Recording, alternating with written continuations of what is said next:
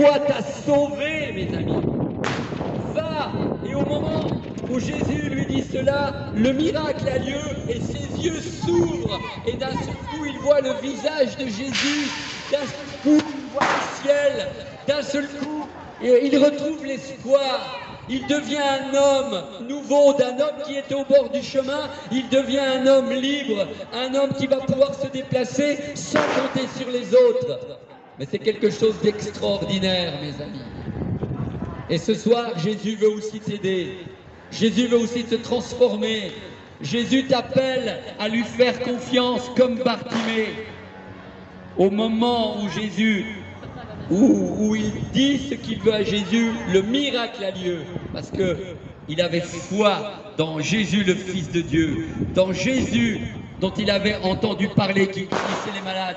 Mais dans ce Jésus qui était venu dans ce monde pour apporter la paix et le salut. Et le texte, je vais bientôt terminer, dit encore ceci, et ça c'est très important. Il est dit, aussitôt il recouvra la vue et suivit Jésus dans le chemin. Ce qui est important ce soir, c'est non seulement que tu sois guéri, tu viennes à Jésus, tu reçoives le pardon de tes péchés, que tu réalises que Jésus est le Fils de Dieu qui est venu dans ce quartier pour te parler, mais ce qui est aussi important, lorsque le miracle a lieu, ce n'est pas de dire « Maintenant Jésus tu m'as guéri et puis je rentre à la maison et puis je continue ma vie d'avant ». Non, la Bible nous dit qu'au moment où il a été guéri, il a suivi Jésus dans le chemin. Ça veut dire que Jésus est devenu son Seigneur, son Sauveur, et que maintenant il allait le suivre de jour en jour dans le chemin que Dieu avait tracé pour lui. Et partout où il est allé, dans Jérusalem, en Israël, eh bien Bartimée, non seulement il a changé de vie, mais partout où il allait, il parlait de Jésus, le Fils de Dieu, en disant « J'étais aveugle, mais un jour il est venu dans mon quartier, le Baobab, et j'ai guéri. » Jésus, ce soir aussi, non seulement te guérit, mais est là pour t'aider, il est là pour te sauver, il est là pour te guérir, il est là pour te délivrer de toutes ces puissances sataniques, de toutes ces choses auxquelles tu as touché et qui finalement te tourmentent. Il est le seul qui peut te libérer de cela, et il est surtout le seul qui peut t'ouvrir la porte du ciel afin que tu sois sauvé pour l'éternité. Parce que personne ne peut se sauver lui-même. Personne ne peut se sauver parce que nous sommes tous des pécheurs et nous avons besoin de le reconnaître afin que Jésus nous pardonne ce qui nous condamne, ce qui nous tourmente. Et lorsque Jésus nous pardonne alors et que nous reconnaissons qu'il est le Fils de Dieu, que nous reconnaissons que nous sommes pécheurs, alors la porte du ciel nous est ouverte et un jour nous serons avec lui dans l'éternité. Nous sommes sur la terre pour décider où nous voulons passer l'éternité. Où veux-tu passer l'éternité? Vous savez, Bartimée a décidé il y a bien longtemps. Il a dit, moi je veux être avec Jésus un jour dans l'éternité. Alors dès qu'il a été guéri, il a été tellement reconnaissant qu'il a suivi Jésus dans le chemin. Je vous appelle à fermer vos yeux pendant quelques instants.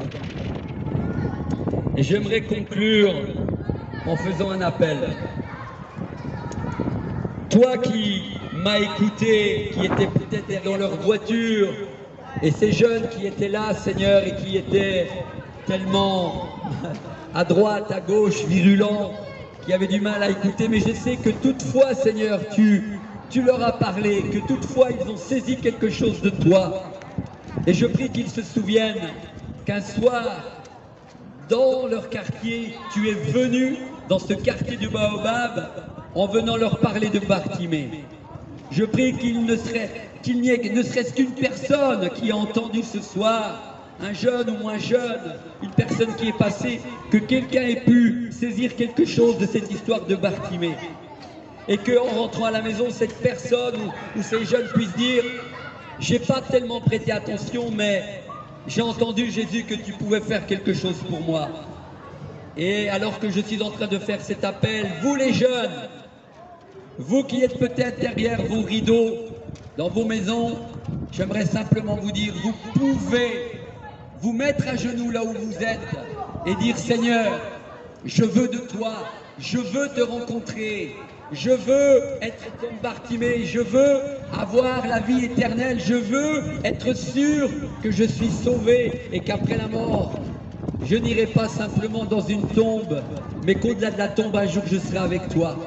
Mais pour cela, ce soir, tu dois, comme Bartimée, là où tu es, reconnaître que Jésus est le seul qui peut purifier tes péchés, est le seul qui peut te donner la vie éternelle, est le seul qui peut te donner un espoir alors que tu n'en as pas ici-bas.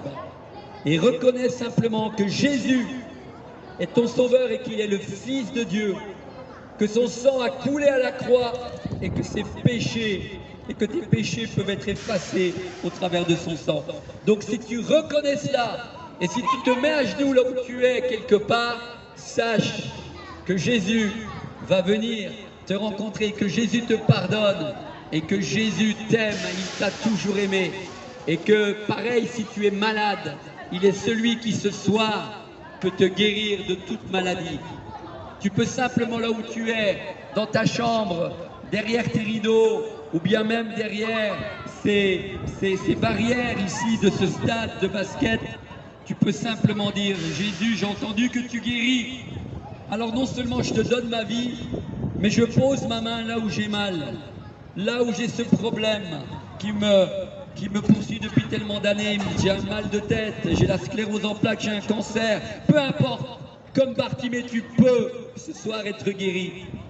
Et tu peux simplement faire cette prière.